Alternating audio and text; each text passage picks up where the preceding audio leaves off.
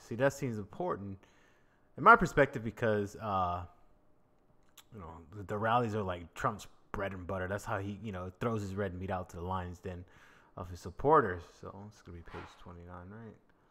Let's see, 29. All right. Oh my God. Wait, what? This is not. Holy shit! This is redacted like crazy. All right, so that's 29 of this one, but that's not the page 29. Look at how redacted this thing is. Operations through Facebook. Many IRA operations use Facebook accounts created in operations by specialists. Harm and ongoing matter, Like this harm and to ongoing matter stuff. Holy fuck. And I know there's people out there who's like have like programs and software who can remove these redactions. Do not send that to me. I do not want to be a part of this cascade of illegality. I don't know how to say illegality. Illegality. All right, so all right. So I'm just gonna skim through. I'm not gonna. Oh wait, this seems to be an interesting part. The IRA purchased advertisement referencing candidate Trump largely supported his campaign. The first known IRA advertisement explicitly endorsed the Trump campaign was purchased on April 19, 2016. The IRA brought an advertisement for the Instagram account Tea Party News. That seems like partisan grandstanding. Asking U.S. persons to help them make a patriotic team of young Trump supporters by uploading photos with the hashtag #KidsForTrump. The subsequent months, the IRA purchased dozens of advertisements supporting the Trump campaign, predominantly the Facebook groups Being Patriot, Stop All Invaders, and Secure Borders. That's more like scary brown people, scary my people stuff. That's not really what I want to use. I don't like all this is basically common knowledge about the handlings of social media outlets that Trump used to influence his campaign. It is not. I don't necessarily believe that. I think almost all of the candidates use social media in one way or the other, even if it's almost a borderline illegal way. Okay, so, but this was just looking into the campaign, so of course this is going to pop up in the report. All right. U.S. operations involving political rallies. The RA organized and promoted political rallies inside the United States while posing as a U.S. grassroots activist. First, the RA used one of the pre-existing social media personnel's Facebook groups and Twitter accounts, for example, to announce and promote the event. The RA then sent a large number of direct messages.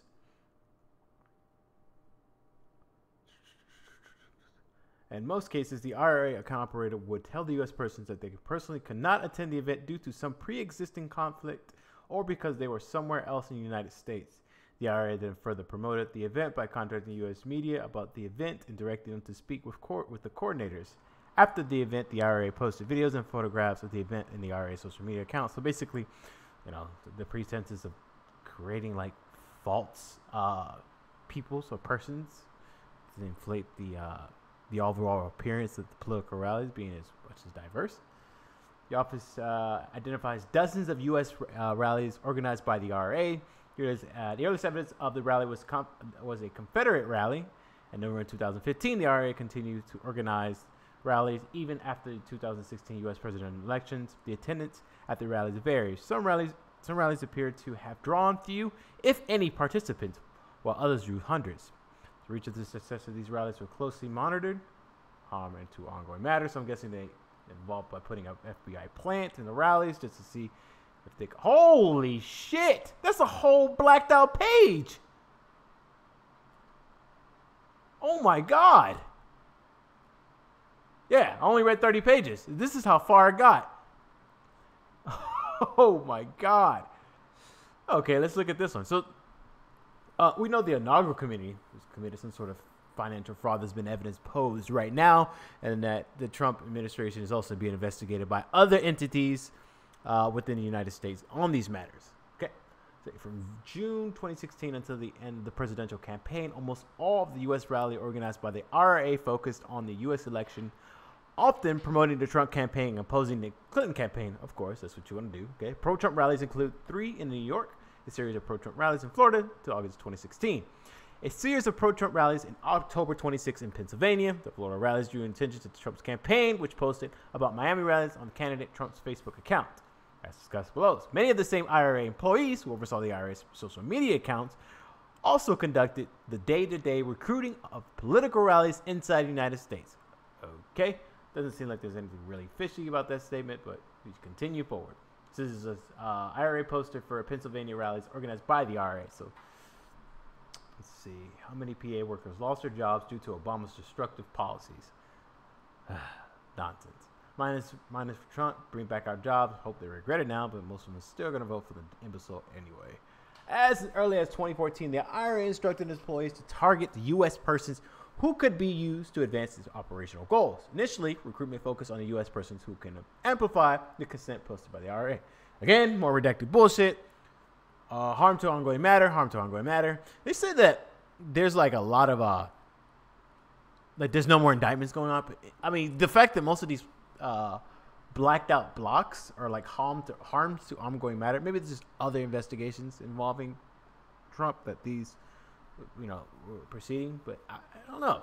The IRA employees frequently use investigation technique, Twitter, Facebook, and Instagram contact and recruit U.S. persons who follow the group.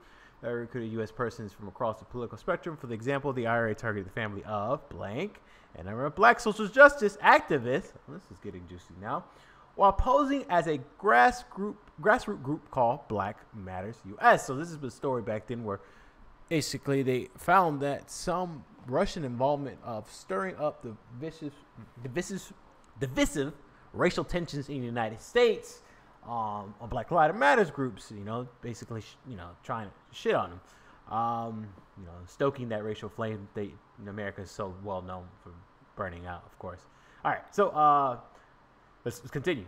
In February 2017, the personnel Black Fist, promoting to want to teach African Americans to protect themselves, was contacted by law enforcement, hired a self-defense instructor in New York to offer class sponsored by Black Fist. The IRA also recruited moderators of conservative social media groups to promote IRA-generated content, as well as recruit individuals to perform political acts, such as walking around New York City dressed up as Santa Claus with a Trump mask. So this is just like crazy edgelord grandstanding, dope boy bullshit to promote Trump. And the reason why I'm reading this stuff because this interests me more right now on how it influenced the people around him, like what the investigators found in terms of his rallies and stuff. Like more of the big story, juicy stuff about Trump saying he's fucked, or he's basically we're probably gonna cover this on this show as well. Is the questions about how Trump said that the mob policed the Fifth, and the questions that he submitted to Muller, he basically pled the Fifth the whole way through. So yeah, that's the one thing too. Is one thing we're gonna get to as well. As the IRA online audience became larger, the IRA tracked the U.S. personnel with whom they communicated and had successful tasks, with tasks ranging from organizing rallies, taking pictures of certain political messages, harm to ongoing matter. Maybe that distinctly tells me what the political message was. Another gigantic redaction, of course. But I can't. I don't. Maybe hopefully we get like if this ongoing matter is resolved, we can get this version out and redacted, or at least this page or whatever, or the whole thing. Let's continue forward. Interaction and context with the Trump campaign. The investigation identified two different forms of connection between the IRA and the members of the Trump campaign. The investigation identified no similar connections between the IRA and the Clinton campaign. Let's see. The investigation identified no similar connections between the IRA and the Clinton campaign. That's crazy. So they found people in the Trump campaign, but didn't find people in the Clinton campaign when it came to the IRA. All right. First, on multiple occasions, members of the surrogates of the Trump campaign promoted typically by linking, retweeting, or similar methods of reposting pro-Trump and anti-Clinton content published by the IRA through the IRA-controlled social media accounts. Additionally, in few instances, the IRA employees represented themselves as U.S. persons to communicate with the members of the Trump campaign in an effort to seek assistance and coordinate with the IRA organized political rallies inside the United States. So basically, this group has been deeply embedded in this campaign. Trump campaign promotion of IRA political materials. Among the U.S. leaders of political opinion targeted by the IRA were various members of surrogates of the Trump campaign. In total, Trump campaign affiliates promoted dozens of tweets, posts, and other political content created by the IRA, posted from the IRA-controlled Twitter account at TomGOP were cited and retweeted by multiple Trump campaign firms, including Donald Trump, Eric Trump, I don't know why we share the same name, Kellyanne Conway, and yada yada, Michael Flynn. These posts included allegations of voter fraud as well as allegations of Secretary Clinton had mishandled classified information. So basically, they were just set up groups just to spread misinformation on behalf of Donald Trump to make him look better, make him appear more strongly, make him like in the 2016 election. This group is basically used to make the Trump campaign seem as they were uncorrupted, like he was actually a grandstanding billionaire man of the people. Maybe not. Definitely not. That's so stupid if you even alluded to that anyway. All right. As of November 7, 2016, posted by the IRA-controlled Twitter account, Pamela Moore 13. So they basically made it seem like it was an individual person who posted this, when in actuality it was just a bot. It was retweeted by Donald Trump Jr. or the IRA, basically, yeah. All right. On September 19, 2017, President Trump's personal account, Donald Trump, reposted to a tweet from the IRA-controlled account, 10GOP, the backed account, 10GOP, which had already been deactivated by Twitter. The tweet read, "We love you, Mr. President." Okay. The IRA employees monitored the reaction of Trump's campaign and later Trump administration officials to their tweets. For example, August 23rd, 2019, the IRA-controlled personnel Matt Skibber Facebook account sent a message to U.S. party activists writing to Mr. Trump, posted about the IRA event in Manny. "This is great." The IRA employee included a screenshot of candidate Trump's Facebook account, which included a post about August 20th, 2016 political rallies organized by the IRA.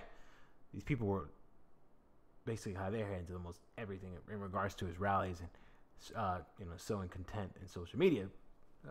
Through social media. Since in June 2016, the IRA contacted different U.S. personnel affiliated with the Trump campaign in an effort to coordinate with pro-Trump IRA organization rallies inside the United States. In all cases, the IRA contacted the campaign while claiming to be U.S. political activists working on behalf of the conservative grassroots organization. The IRA contacts included requests for signs and other materials to use at rallies, as well as requests to promote the rallies and help coordinate logistics. While certain campaign volunteers agreed to provide the requested support, for example, agreeing to set aside a number of signs, the investigation had no identifying evidence that any Trump campaign official understood the requests were coming from foreign nations. In sum, the investigation established that Russia interfered in the 2016 presidential election through the active measures social media campaign carried out by the IRA and an organization funded by Przongi and companies that he controls. So an oligarch basically set up these IRAs, set up these fake accounts. We all know that this was basically true, and during this investigation has been reported on multiple times, but now it's in black and white, right? Now the investigation includes this happens. They use social media as the tool to influence the American people mind. And it comes to the conclusion, almost to the conclusion, that how manipulative the American people are in terms of the use of social media. Just Facebook alone and Twitter, things come out of context. Are taken out of context so much. Grandstanding happens a lot, virtual signaling, and all that nonsense. So back to the organization funded by Przongi and companies that he controls. As explained further in Volume 1, Section Section VA, 5A, Infra, the office concluded a grand jury has alleged that Przongi and his companies and IRA employees violate U.S. law through these operations, principally by undermining through deception acts the work deceptive acts of the work federal agencies charged with regulating foreign influence in United States elections. Ongoing matter, rushing, hacking, and dumping operations. Okay, so this is the whole WikiLeaks thing. Should I read it verbatim? I don't know. I don't think reading verbatim really brings about that good content. This is just basically me being an audiobook about this Mueller report, which a lot of people probably don't want.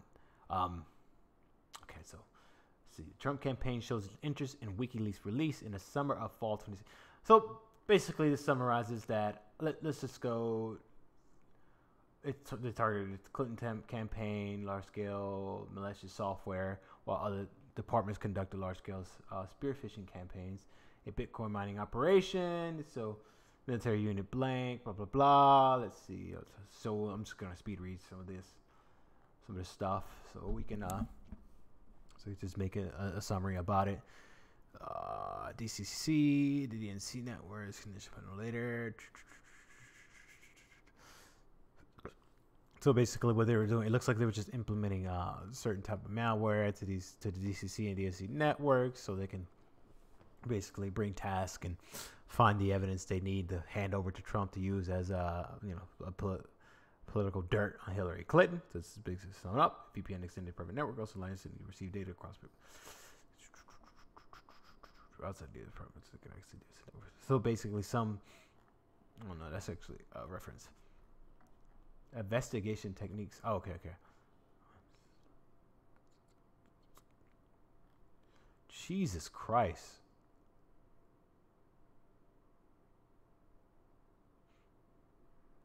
Yeah, so the Arizona-based team.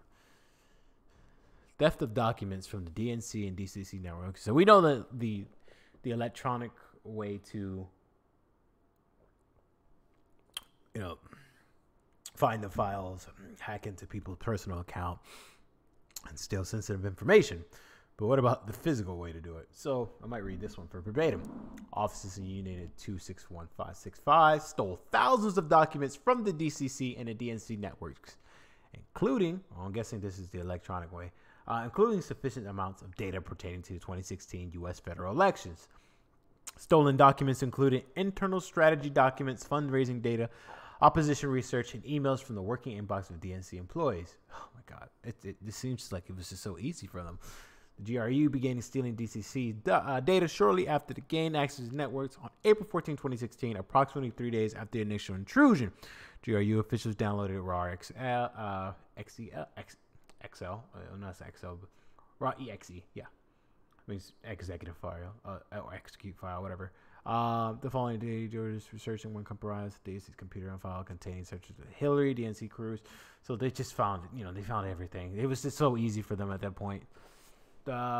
Dissemination of hacked materials, DC leaks, like this just goes on through the whole 9 yards of what's going on through the campaign.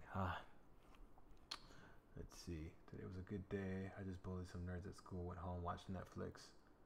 Yeah, that seems like a good day. We went home, watched Netflix. What'd you watch on Netflix? Beginning in late 2016, the group used the Crucifer 2 personnel to release documents. Yeah. So basically, they use malware to infiltrate software, steal data from the report itself. Let's see. In order to expand his interference in 2016 election, president election. Use of WikiLeaks. Okay. In order to GRU officers use both DC leaks and groups of personnel to communicate with WikiLeaks through Twitter's private messaging and through encrypted channels, including through. I actually want to learn how to do this stuff. Like, as illegal as it sounds, it seems rather cool to learn how to use these like back channel stuff to acquire information that otherwise would be extremely sensitive, right? Like the whole redaction thing of the HOM, harm and ongoing matters. Like, if I not do this on like a, what you call it? I don't know why I'm reading that. I'm sorry. Yeah, just like know what Julian Assange does. Like, how do they do this? Like, how do they set this up? Like, if I could privately like read the redaction stuff using the software that unredact letters, even though it's illegal. I mean, but at least it's private to me. All right, let's see. All right, so in the auspices of time, let's continue forward and let's not just read this thing. Let's see if we can find something that's contextually pops out. Is there anything on Bernie Sanders on this thing? Let's see. Bernie Sanders.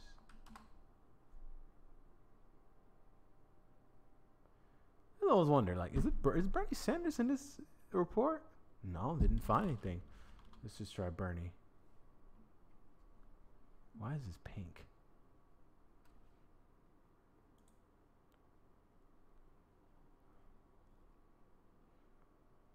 I can't really see this pink. Okay. Okay. Let's see. On July 6, 2016, WikiLeaks again contract. Blah, blah, blah. The DNC is approaching and she will notify Bernie supporters behind her after. I responded, okay, I see. WikiLeaks also explained, we think Trump also has only 25%. Jesus Christ. Also explained, we think Trump has only a 25% chance of winning against Hillary. So conflict between Bernie and Hillary is interesting. Huh. Let's see what else can we find about Bernie. Is that it? Huh. All right, so let's see who else. Huh. Who else is an active player? Ivanka.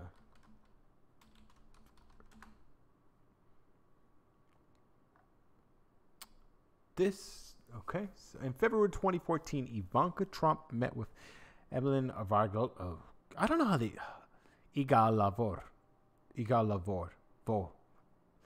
And toured the Caucasus cities during his visits in Moscow from 2014 to July 2014.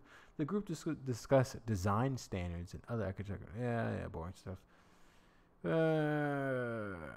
This is really just filler, to be honest with you. That's what the Trump organizers request specifications for completing the Marriott branded tower being built in Caucasus City. All right.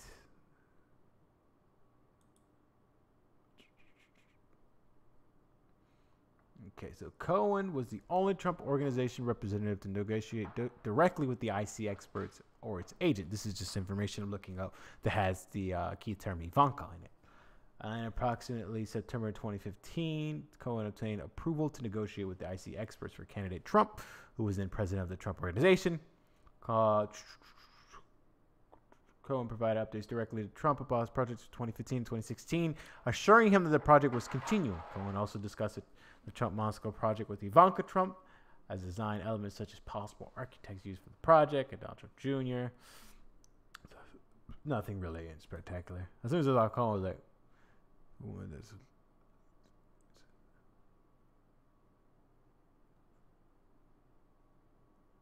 Ooh, that's juicy. And here, in this reference of 334, Ivanka Trump received an email from a woman who identified herself as Lena E. Alexander, which said, in part, if you ask anyone who knows Russian to Google my husband, Dmitry Krikov, you'll see he... So you'll see who he is close to, and he has done Putin's political campaigns. Ivanka Trump forwarded an email to Cohen, told the office that after receiving this inquiry, he had conducted an internet search of Kovalev's name and concluded incorrectly that Koval was a former Olympic weightlifter. Okay. So trusted person. So basically, she received his email, forwarded to Cohen, and says, I don't want any part of this. You're a lawyer. You should basically take care of this because I don't want my hands to be dirty. I'm smarter than my father. I'm not going to use you for stupid shit. Okay. By late December 2015, however, Cohen was to complain to Sater that he has not been used those connections to set up a promised meeting with Russian government officials.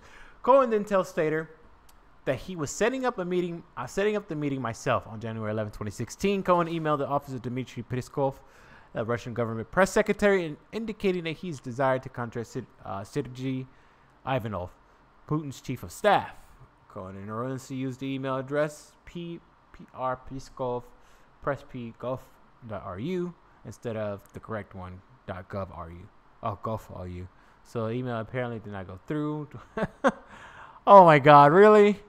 Come on, you couldn't double check the email URL or the email address. You couldn't just be like, okay, so that doesn't seem correct. Oh, okay. And this is a lawyer. Go email a different address, info.pprs, go which will follow a message. Dear Mr. Peskov, over the past few months, I have been working with a company based in Russia regarding the development of Trump Tower Moscow project in Moscow City. Without getting into lengthy specifics, the communication between two sides has stalled. As the project is too important, I am hereby requesting your assistance. I respectfully request someone, preferably you, contact me so I might discuss the specifics as well as arranging meetings with the appropriate individuals. I thank you in advance for your assistance and look forward to hearing from you soon. This is just basically setting up the Trump Tower meeting before the election. Okay. That's just a keyword, Ivanka. Oh, David. That's David Didison. Oh, come on.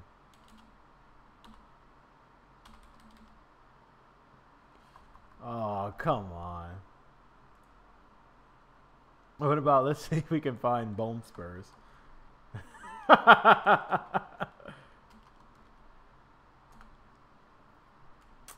Oh, okay. What about Jeff Sessions? Okay.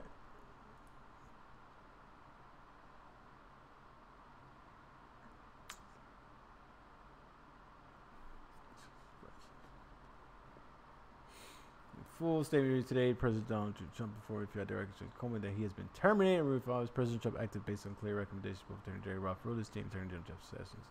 So that's the fire of Spicer? Oh, James Comey. This is in there in black and white. Okay. So,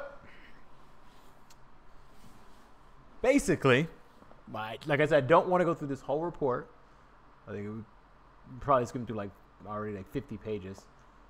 It's just basically reconfirming what everyone kind of knew, that it really wasn't, Trump was not really smart enough to conclude to actively collude with a different different countries. Let me stop being vague. With Russia to fix the election in his favor. He wasn't smart enough, so he just set other people to do his bidding. So what Trump is set up. What Trump is is a person who is basically, he's not a smart Don. He's not the smartest head Don. Okay. He's not dumb to the point where,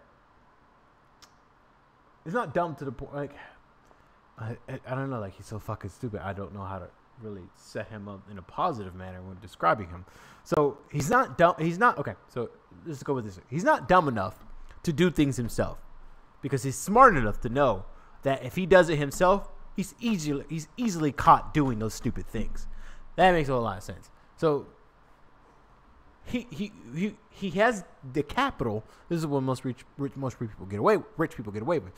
Ultra wealthy, corrupt people. Not all rich people or wealthy people are like this, but those who use their active capital and power against others. Just to rule one over.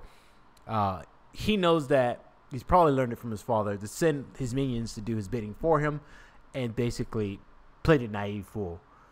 But he's so dumb that sometimes that he would also try to get his hands dirty because he sees the fun going around him. And this is basically what sums up what everyone knew. Everyone. I'm not going to say everyone. What people vaguely speculated on, right? There's basically... sometimes you'll get these paragraphs here that says, obstruction act, and, just go in detail of 10 cases, 10 examples, I apologize, 10 examples of clear acts of obstruction of justice. Okay. And that's it. I think that's basically what I'm going to go over. Other outlets will probably go more and more into details because this is what they do, the political, political reviews and political stories of the day from whatever perspective you like, whatever echo chamber you hang out in. I just dabble in everything and I read everything for what it is, because when it comes to political speculation, yeah, you could speculate, but never really in good faith. The only time you can speculate in good faith is where things like this is in front of you, the actual report that we were waiting on, even though it's heavily, it's redacted to a certain extent. It's there. It's in black and white. It's the evidence, right? So it's basically what you need to go upon if you want to more criticize any political leaders or the president on matters that pertain to this. It's crazy that 400 pages came from this limited scope of an investigation. But nevertheless, it's got a lot of people, it's just playing more into the role of, this country's going through. Like that's not. I just can't find my words right now. It's playing more. It's just giving more and more feed into this whole back and forth thing that we got going on. That one group is basically shouting from the rooftop, "Hear the evidence. We know this person's corrupt. We know he's doing this and that." And the other group is like, "Nah, that doesn't mean that." And I don't have, they'll say like, "I don't have evidence to prove myself being correct, but my feelings about the person, it's better than your actual proof." If that makes any sense. Probably doesn't, but whatever. Anyway, this is only episode 2. Episode 1 kind of was just a prototype, and this is the kicker here. So this is a Trump Tower meeting. All right. So in summary, that's basically the report, the Mueller report, and this is just this is funny. So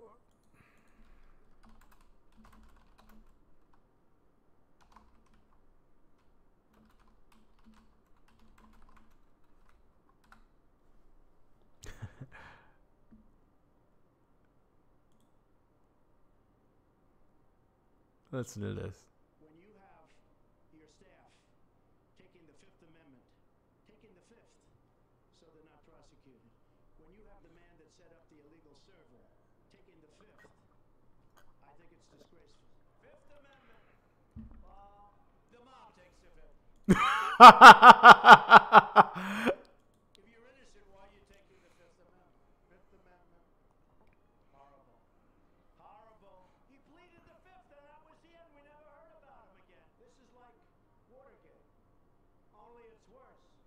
Because here, our foreign enemies were in a position to hack our most sensitive national security secrets. Hey there, Chris Hayes from MSNBC. Thanks for watching MSNBC. Okay. So I played that video for a certain reason, right? So these are this man's own words, right? The mob pleads the Fifth. Why do we have the Fifth Amendment? He pleaded the Fifth Amendment. Who does that? All right. So Mueller's team sent in a series of questions that, had to be, since Donald Trump didn't want to basically be in they didn't want to face Mueller himself, because he definitely would have just entrapped himself into being, lying to the FBI. So there's a certain amount of questions that the Mueller team asked Donald Trump to write a written answer to. All right, so let's keep going. I'm sorry, I'm just doing this off the cuff. I want this show to be a bit more organic than maybe than most other shows. So I could just so if there's any interaction with like any viewers that come around, we can talk and discuss, and the show can go their way or my way, depending on what subject we touch. But right now, like I said, I'm trying to keep this short. Actually, I just want to play video games today. And 2 viewers, cool. All right, let me do this real quick before I continue on.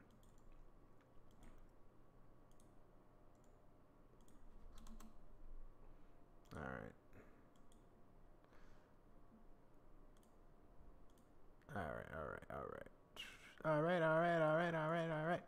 Oh shit! I just realized. Let's see. Just gonna fix some stuff real quick. Webcam. Unlock.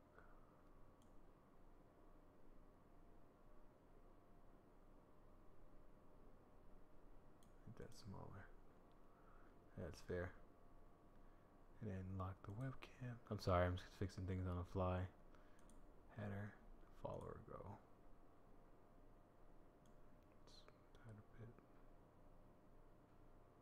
Yeah, that seems good. That's fine. That's fine, just like that. But I'm like, I'm reading these things to people, and they can actually like see it. All right, so let's continue on. Let's wrap this whole Trump Mueller investigation report up, because I know this is the only time we're really gonna talk about it, because it's just you could get if your channel leans more and more political, or if you have people who could come and interact with you in terms of this.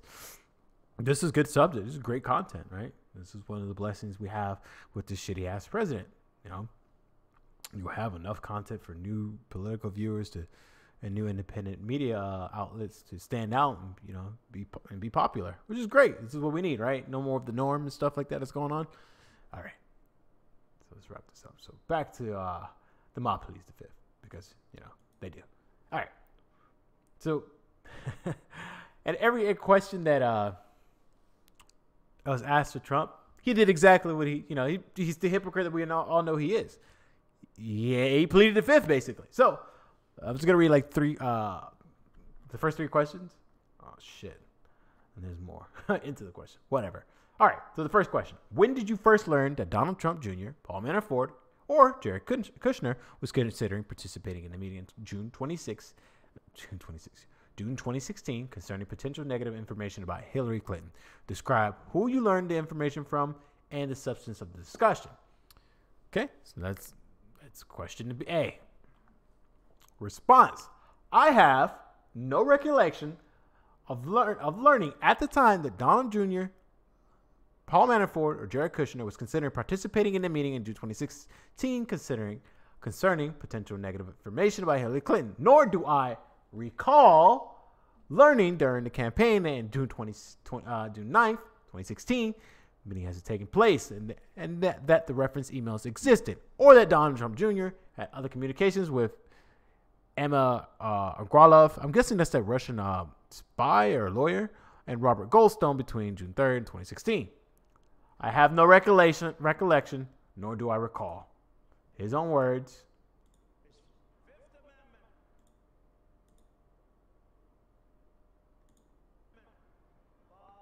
The mob takes the fifth.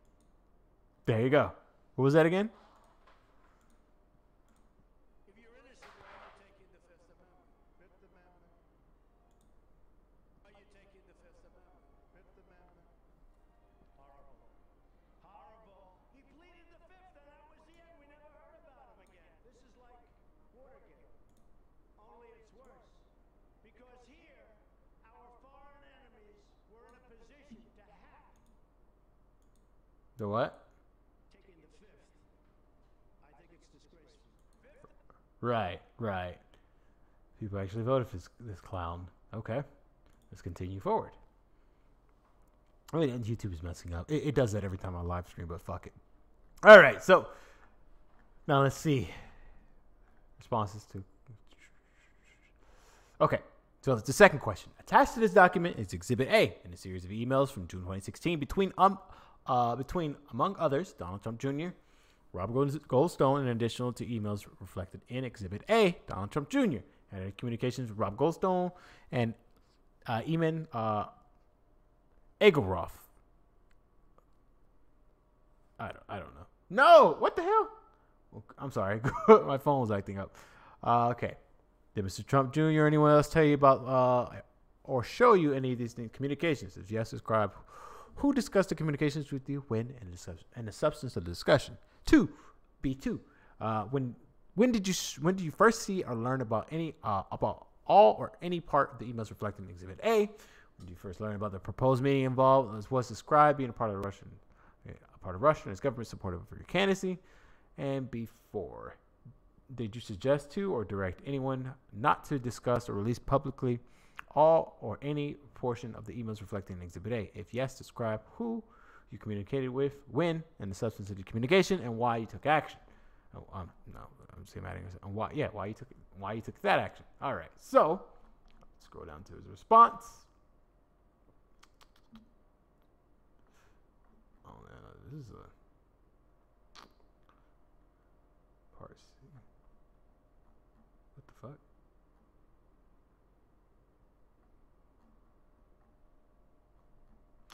Oh shit, did I fuck up? I think I fucked up.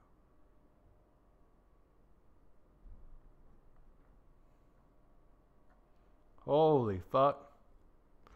I think I fucked up. I'm getting way too tired.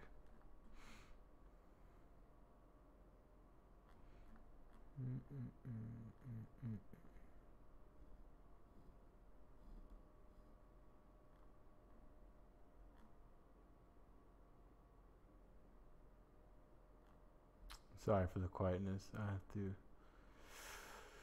I think I lost it. Oh well. So basically, that's it. Basically, that's all. Most of it is just I do not recall. Oh yeah.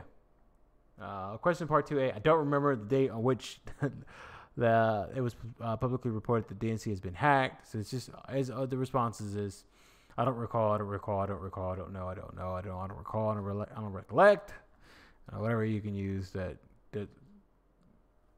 Oh, here it is. I do not recall learning during the campaign and during 19 many other plays. How do you not know this shit was taken? Like this is such like this is at this point this is just lying. This is just lying. This is literally just fucking lying. Like there's no. I have no independent recollection of what portion of these 4 days in June 26th I spent in Toronto. This is one of my many busy months during a fast-paced campaign as the primary season was ending and we were preparing for the general election campaign. I am now aware that my campaign calendar indicates that I was in New York City for June 26th. Kind of kept in my Trump's office, reflect that I have various calls and meetings scheduled for each of these days.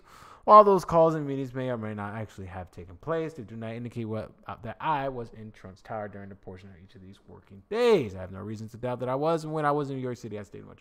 He's working. His attorneys just like everyone's jumping on the grenade for this guy. It's ridiculous. I couldn't do it. I was like, nah, dude, you fucked yourself. I don't want to be a part of this. But some people love this power that they hold, that this artificial viewpoint of themselves of actually being part of history. Like their name's it's gonna be written down forever, but not for the positive things that you've been a part of. Like this guy's gonna bring you down with you. Like this captain brings everyone to the sinking ship, you know? And even if you jump off the sinking ship, you are bound to fucking drown. Oh, what's up, Miguel? Thanks. So, in essence, that's what we got here in this report. That's basically. Thanks for watching the Bald Propagandist show. This is just a short show. I'm just joking. So I'm just going to switch it up from this report to just, let's see. I do want to cover some more of Bernie Sanders' town hall, but that won't really, really part of the show. And plus, I just wanted to make this one small. Just a short show. So if you enjoy what you see, you want to see more, you want to interact more, feel free to hit that follow button. I'm going to be a little bit more active on YouTube again. The only issue is just getting over that hump of editing videos and making it kind of semi-quality. Subscribe to me on YouTube. Stay classy, guys. Peace.